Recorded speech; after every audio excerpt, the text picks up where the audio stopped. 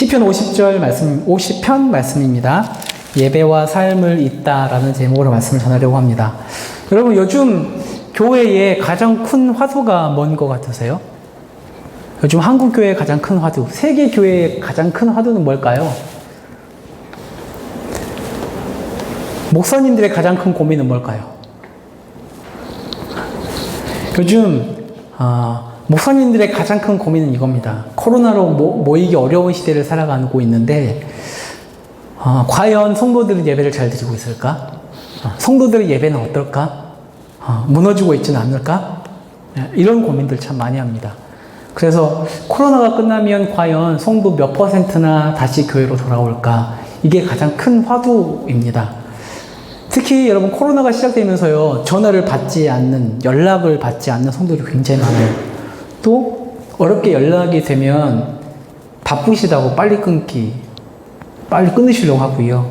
또 찾아가자니 코로나 때문에 불편한 기색이 역력하시고, 또 온라인으로 예배를 드리고 계시다고 하는데 온라인으로 이렇게 체크하는 거 보면 우리가 항상 드렸던 만큼의 숫자는 아닌 것 같아요. 뭐 어른들을 빼고라도. 그래서 우리 성도들, 우리 청년들의 예배의 생활을 지금 어떻게 하고 있을까? 참 그게 걱정입니다. 그냥 단순히 여러분, 예배의 시청 유무, 뭐 예배의 참여 이렇게 유무를 떠나서 예배와 삶이 하나님 앞에 어떻게 지금 드려지고 있을까? 그게 참 고민입니다. 어느 때나 고민이었지만 사실은 코로나 때문에 그것이 사역자들에게 되게 본격적인 고민이 되기 시작한 거예요. 어쩌면 코로나를 통해 하나님께서 그 본질적인 물음에 질문을 이렇게 저희에게 던져주신 게 아닌가 싶어요. 오늘 시편을 보면 아사벳이라고 되어 있지요. 50편 보면 아사벳이라고 적혀 있습니다. 그럼 이 아삽은요, 다윗이 세운 찬양대회 지휘자 같은 존재입니다. 지휘자. 이렇게 지휘자, 성가대가 있었잖아요. 그 성전 지휘자로서 여러분, 성전에 오가는 수많은 사람들을 봐왔을 겁니다. 그런데 지위가 높은 사람부터 지위가 낮은 사람까지 수많은 예배를 드리는 사람들을 봐왔을 테지요. 근데 그 예배를 드리는 그들의, 제사를 드리는 그들의 태도를 보면서 그 안에 의문이 들기 시작했을 겁니다. 왜 저 사람은 저렇게 드릴까? 왜 저 사람은 이렇게 거룩하게 예배를 드리는데 내가 성전 밖에서 듣는 저 사람의 삶은 저거밖에 되지 않을까? 라는 의문이 들기 시작했을 겁니다. 여러분, 아삽은요, 단순히 성전 지휘자뿐만 아니라 역대기를 보면 선지자로도 소개가 돼요. 그러니까 하나님의 말씀을 좀 이렇게 듣고 전했던 사람인 것 같아요. 그래서 오늘 본문을 보면 그 무언가를 막 찬양하는 시편이 아니라 경고하는 듯한 말씀이 기록되어 있습니다. 오늘 아삽은 이 시편을 지어서 너희의 참된 예배와 참된 삶을 하나님께 드리라고 요청하고 있습니다. 오늘 시편을 보면 시편의 배경이 어디인 것 같습니까? 그러니까 어떤 아삽이 어떤 상상을 하고 이 상상 속에서 하나님의 말씀을 이렇게 어떤 그 배경을 이미지화하고 이 말씀을 전하고 있습니다. 보면 어떤 배경을 이미지하고 있냐면 재판정. 아삽은 재판정을 이미지하고 이 이야기를 끌어가고 있습니다. 오늘 1절에서 6절을 보면요, 재판관이 나오고요, 증인이 나오고 피고인, 그러니까 소송당한 사람이 나오거든요. 처음 재판관은 누구시겠습니까? 재판관은 50편 1절을 보면 전능하신 이 여호와 하나님께서 말씀하신다고 이야기합니다. 지금 소송을 거신 분이 바로 하나님이십니다. 하나님. 근데 그분이 2절을 보면 하나님이 빛을 비추며 등장하십니다. 왜 하나님이 빛을 비추며 등장하시느냐? 지금 이 재판에 소환된 사람들의 어둠 속에 숨겨진 죄까지도 드러나게 하시기 위해서 그분이 빛 가운데에 등장하십니다. 빛을 비추시며 등장합니다. 그래서 그분 앞에서는 누구도 죄를 숨길 수가 없습니다.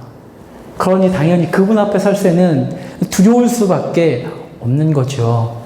근데 여러분, 하나님이 지금 등장하시는데요, 분위기가 사실 심상치가 않습니다. 3절을 한번 함께 읽어볼까요?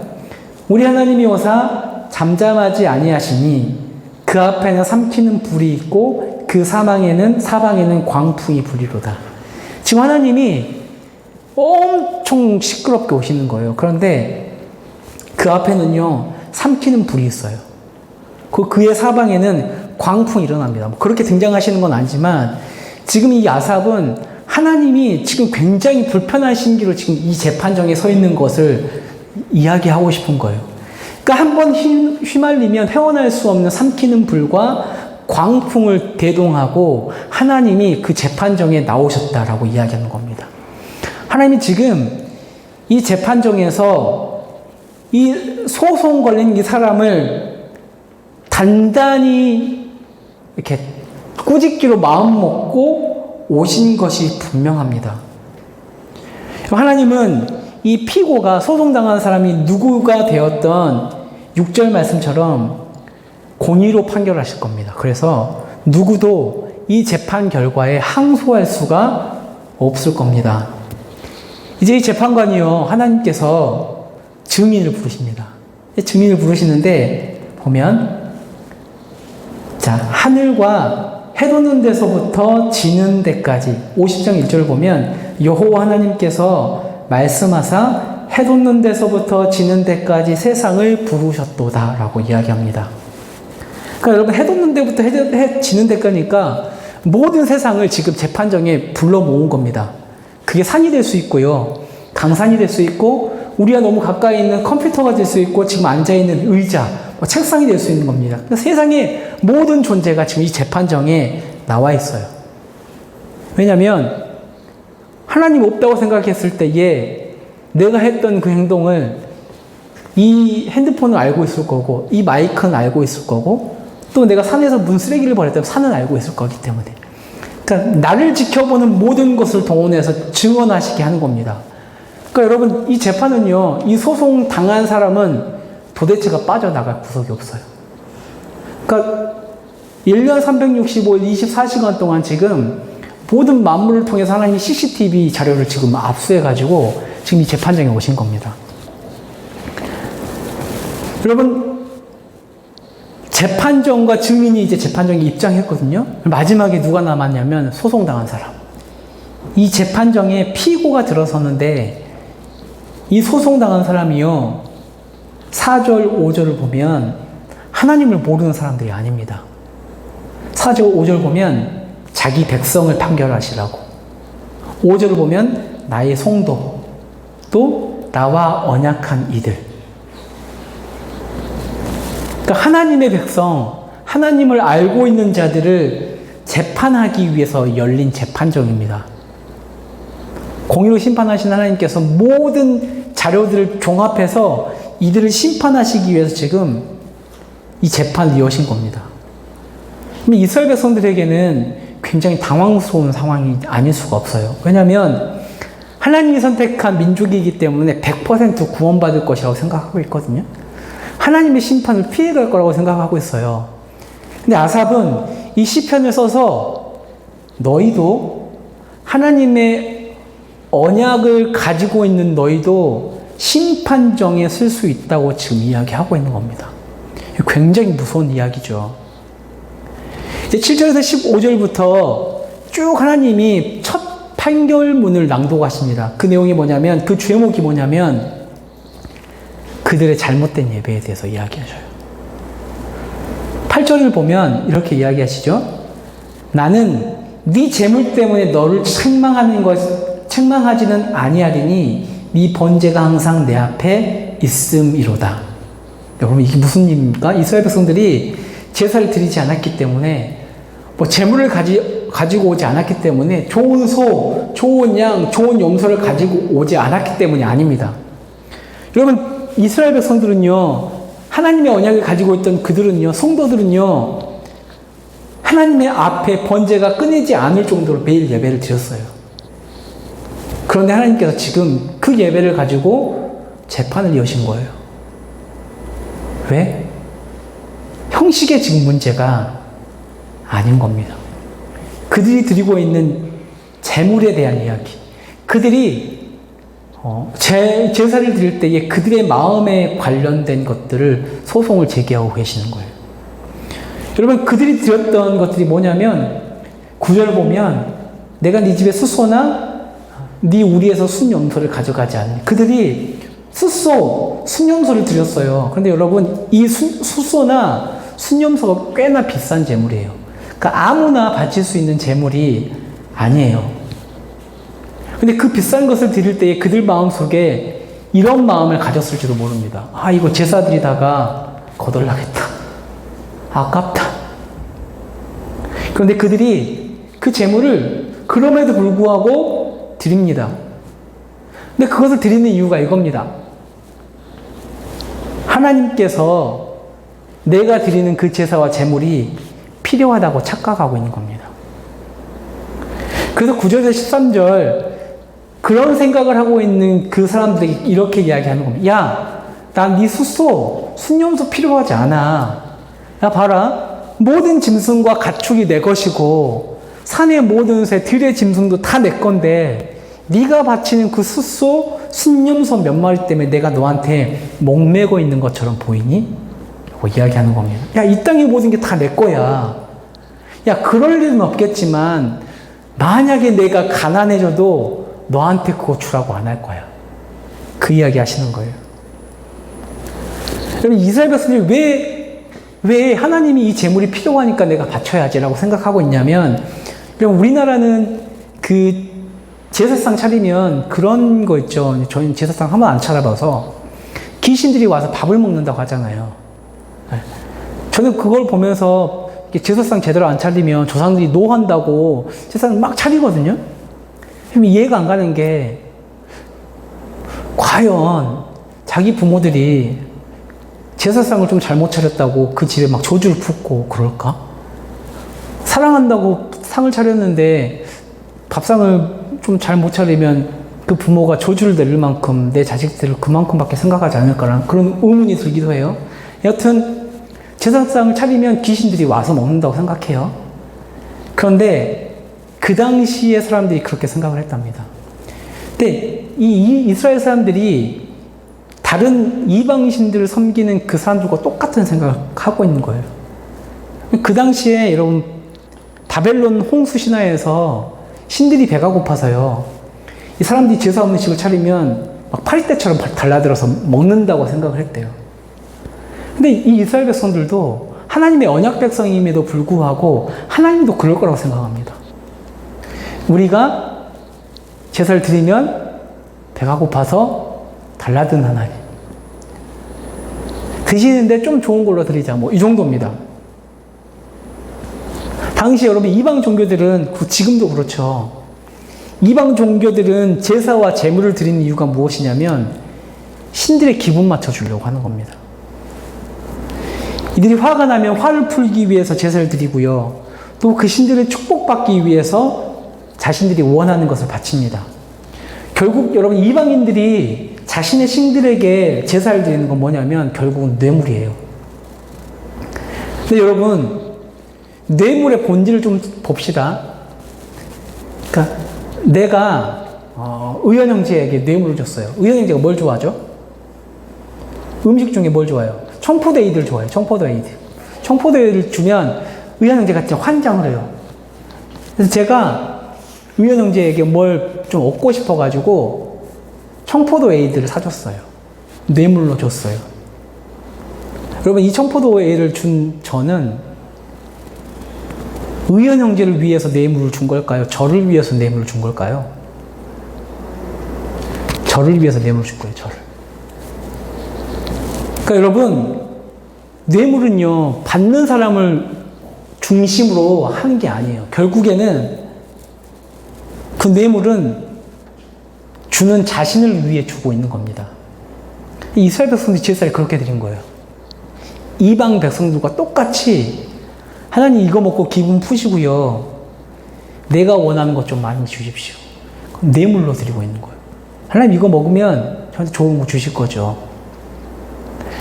그들이 예배 드리는 이유가요, 절대 하나님 중심이 아닌 거예요, 지금. 그러니까 내 중심으로 예배가 흘러가는 거예요. 여러분, 겉으로 봤을 때는요, 굉장히 좋은 소들, 염소들 막 갖다 바치거든요. 가장 좋은 걸로 드리는 훌륭한 제사예요. 그런데 하나님 중심이 아니라 내 중심으로 이 제사를 드리는 그 예배는 결국 하나님 못 오가는 겁니다. 그러니까 이방신들 잡신과 똑같이 여기는 거예요. 하나님이 못 오가고 있는 겁니다. 여러분, 하나님을 이방신처럼 생각했다는 것, 뇌물을 드린다는 것은 뭡니까? 하나님을 섬기려고 하는 것이 아니라 하나님을 조종하려고 하는 거예요. 결국 뇌물이 그거잖아요. 여러분, 이것은 기독교 신앙이 절대 아닙니다. 하나님을 경외하는 게 절대 아니에요. 그래서 13절에 하나님이 빈정상에서 이렇게 이야기하시냐. 뭐라고 이야기하시냐면, 야, 내가 스소의 고기를 먹겠냐? 염소의 피를 마시겠냐? 야, 나 그거 필요 없어. 하나님 그 이야기 하셔요. 여러분, 우리 예배는 절대 뇌물이 되어서는 안 돼요. 하나님, 내가 예배 드리니까요, 이거 해주세요. 이런 뇌물이 되면 안 돼요. 이거 하나님 중심이 절대 아닙니다. 여러분, 우리 안에 있는 믿음을 드러내는 행위가 예배예요. 그래서 오늘 본문에서는 하나님이 우리에게 어떤 예배를 요구하고 계시냐면 14절, 감사로 하나님께 제사를 드리며 지존하신 이에게 내 소원을 갚으며. 그리고 현대인의 성경에서는 이걸 어떻게 번역하고 있냐면, 내가 참으로 너에게 원하는 것은 진정한 감사와 서약을 지키는 거야. 제사가 아니라 감사와 네가 나와 했던 그 약속을 지키는 걸 내가 원해. 23절에서는, 넘어가면 23절에서는 감사로 제사 드리는 자가 나를 영화롭게 한다고 이야기합니다. 좋은 숫소 가지고 오니까 내가 영화롭게 되는 것이 아니라 기꺼이 주님께 드리고자 하는 그 마음이 있는 그 마음. 그렇죠? 하나님과 약속한 그 약속을 내가 기꺼이 지키겠다는 그 기쁜 마음을 가지고 나오는 그 마음을 받으시겠다는 거예요. 그러니까 여러분, 감사와 소원은요, 진짜 하나님을 사랑하기 때문에 드리는 거예요. 하나님 나한테 이거 주셨어요. 감사해요. 그래서 나오는 거예요. 그게 예배예요, 여러분. 그러니까 우리가 자꾸 예배 드린다고 하니까 하나님이 자꾸 예배를 구걸하는 것처럼 느껴질 때가 있어요. 나는 드리는 입장이니까 내가 안 드리면 이런 생각들이 좀 있는 것 같아요. 결코 여러분, 예배는요, 하나님이 우리 마음대로 움직일 수 있도록 조정하는 도구가 절대 아닙니다. 그래서 여러분, 15절에 갑자기 이상한 말 하나 나오죠. 15절에 무슨 이야기 나오냐면, 환난 날에 나를 부르라. 내가 너를 건지리니 내가 나를 영화롭게 하리로다. 갑자기 감사 예배를 이야기하다가 갑자기 환난 날에 나를 부르래요. 내가 너를 건질겠대요. 네가 나를 영화롭게 하리라 이야기해요.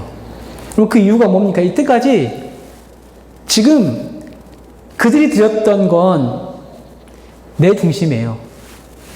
내 주도권 아래 가지고 예배를 조종했어요. 그런데 15절은 뭐냐면, 야, 환난 날에 너를 건질 사람이 누군지 봐.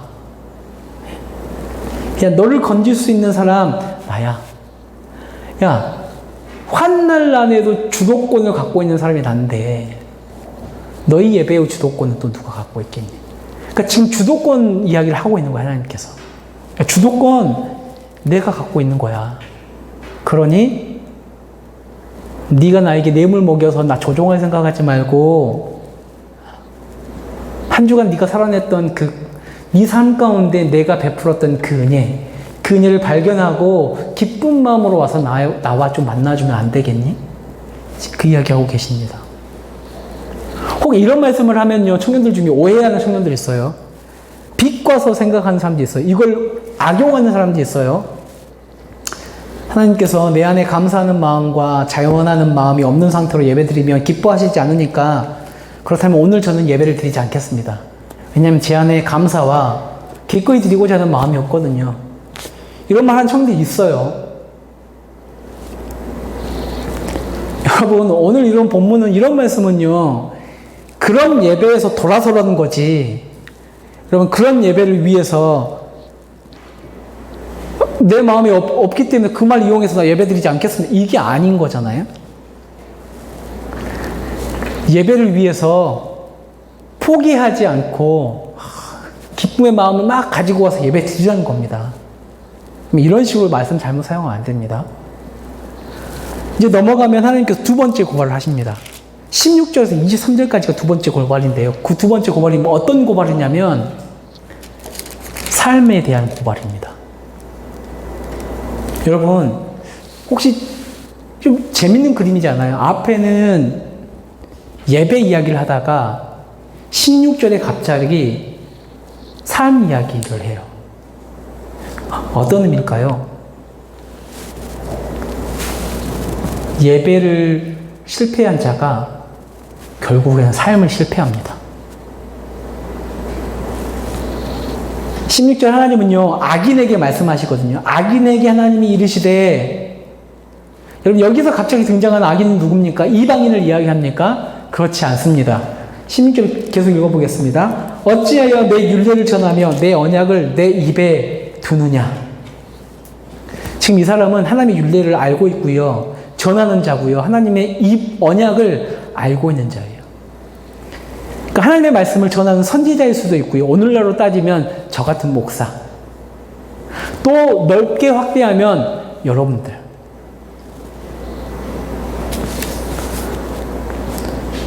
여러분, 그들은요, 진리를 말하고요. 목사들은요, 뛰어난 설교할 수 있어요. 예수 믿는다고 하는 사람들 성경을 줄줄줄 외울 수 있어요. 그런데 하나님이 실상을 딱 들여다보니까 그게 아닙니다. 입은 진리를 말하는데 삶은 악을 행합니다.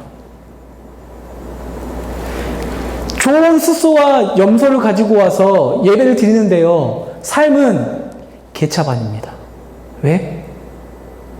하나님께서 원하는 예배가 아니었으니까.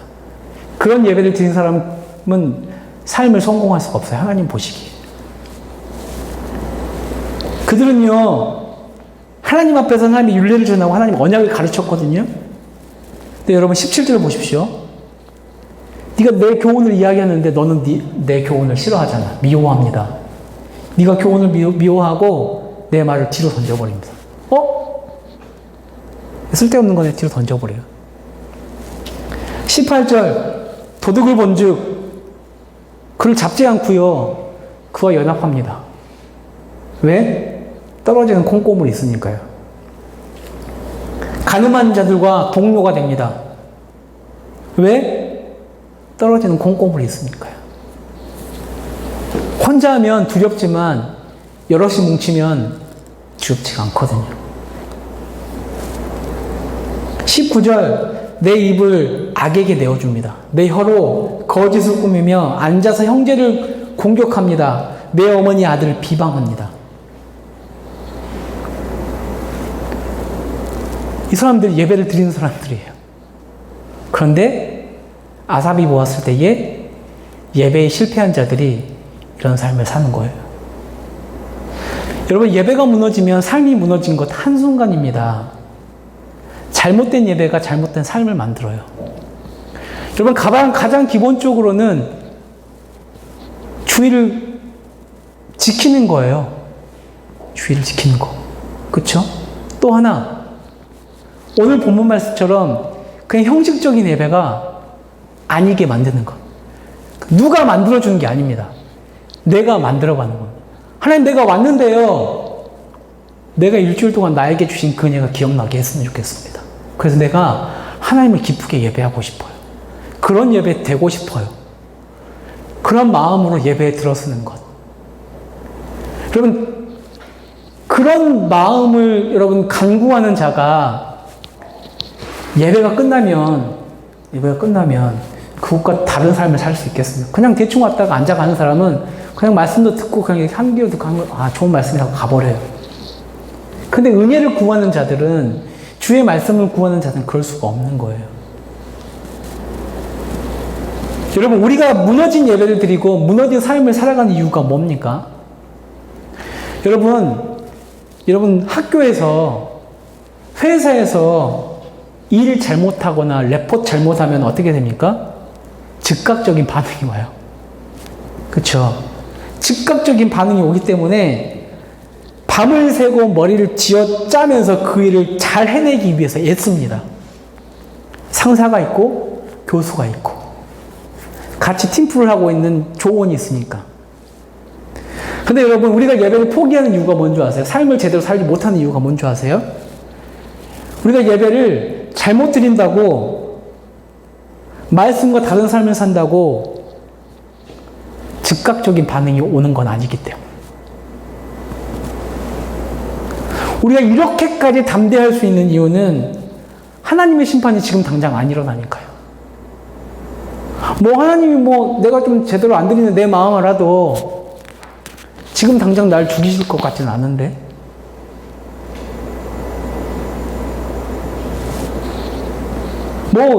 심판, 내가 듣기로는 유튜브 보니까 막 땅 갈라지고 지진 나고 막 하면 그때 되면 하나님 오시니까 그때까지는 좀 놀다가. 여러분, 그런 유튜브 보지 마세요. 아셨죠?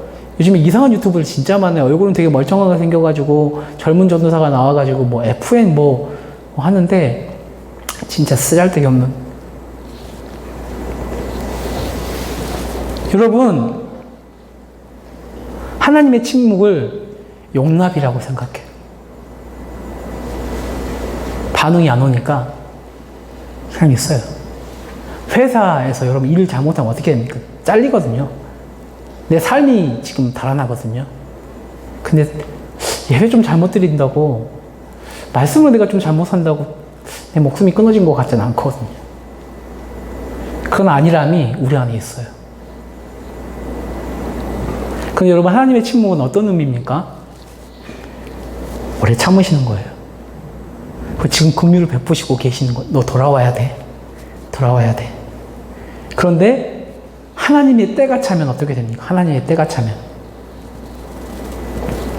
21절, 내가 너를 책망하여 내 죄를 내 눈앞에 낱낱이 드러내리라. 그리고 22절 끝에 보시면 되게 무서운 말이 나옵니다. 내가 너희를 찢으리니 건질 자가 없으리라. 여러분, 그런 삶을 사는 자들에게 하나님은 하나님을 잃어버린 너희라고 이야기해요. 분명히 매주 예배를 드리고 있고 매주 설교를 하는 목사하고 일주일에 몇 번은 큐티를 하는데도 불구하고 우리가 하나님을 잃어버린 자로 불릴 수 있어요. 하나님이 잃어버린 그 자들은 결국엔 찢긴대요. 여러분, 이 찢기다는 게 원래 의미로 보면 이거예요. 사자가 먹이를 물어 뜯는 거예요. 여러분, 사자가 고양이과죠. 저희 댕이가 사료를 먹는 거 보면 이렇게 이렇게 먹는 게 아니라 이런 식으로 좀 찢는 듯한 느낌으로 이렇게 먹거든요. 아마 사자가 그렇게 먹을 것 같아요. 근데 사자가 얘를 먹기 위해서 완전히 갈기가 찢어놓는 상태예요. 그러니까 하나님을 잃어버린 너희가 결국에 이렇게 될 수 있다. 그때가 되기 전에 정신 차리고 기꺼이 감사의 마음으로 또 삶의 옳은 행위로 살아가라고 아삽이 이야기하는 거예요. 그럼 우리 삶은 어떠냐고요? 우리 삶은. 우리 예배는 어떻습니까? 여러분, 기꺼이 주께 예배드리는 그 마음이 지금 있는 건지, 끌려 나와서 있는 건지, 의식을 행하기 위해서 이곳에 있는 건지. 여러분, 예배에서 기꺼이 드리는 그 감사의 마음이 빠지면 그게 형식적인 예배가 되고요. 그 형식적인 예배가 결국 어떤 삶을 낳습니까? 위선적인 삶을 낳는 거예요.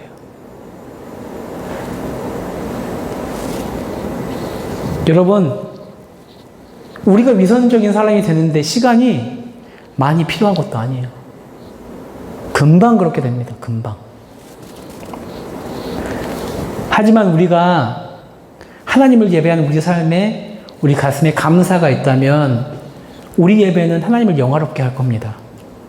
그리고 우리가 드리는 이 예배는 감사의 예물이 될 겁니다. 여러분, 이것이 하나님께서 우리에게 말씀하신 영과 진리로 예배하는 참된 예배예요. 예배와 삶이 연결되는 것. 여러분, 예배 잘 드리셔야 돼요. 여러 가지 의미로. 여러 가지 의미로. 예배를 포기하지 마세요. 또 형식에 치우친 예배 드리지 마세요. 그러니까 우리 보니까 청년들 보니까 교회 오면 기도를 하시나요? 저희 어렸을 때는 그런 교육을 받았거든요. 오면 이렇게라도 기도해요. 하나님 저 왔어요. 이렇게라도. 그럼 예배 드리기 전에 먼저 형식에 딱 들어가기 전에, 그렇죠? 막 찬양하고 이러기 전에 혼자 좀 기도하세요. 조용히 좀 떨어져가지고 혼자 좀 기도하세요. 핸드폰 보고 계시지 말고 혼자 조용히 떨어져서 하나님 오늘 내가 어떤 예배를 드릴 수 있을까요? 하나님 나는 어떤 하나님을 지금 만날 수 있을까요? 오늘 하나님 나는 어떤 걸 드릴 수 있을까요? 준비하는 시간을 좀 가지십시오. 그러면 그것이 어떤 형식과 딱 맞았을 때 여러분 보기 좋은 떡이 먹기도 좋단 말인지 그렇게 되는 거 아니겠습니까? 그런 참된 예배와 참된 삶으로 주님께 드리는 여러분들이 되기를 소망합니다. 기도하겠습니다.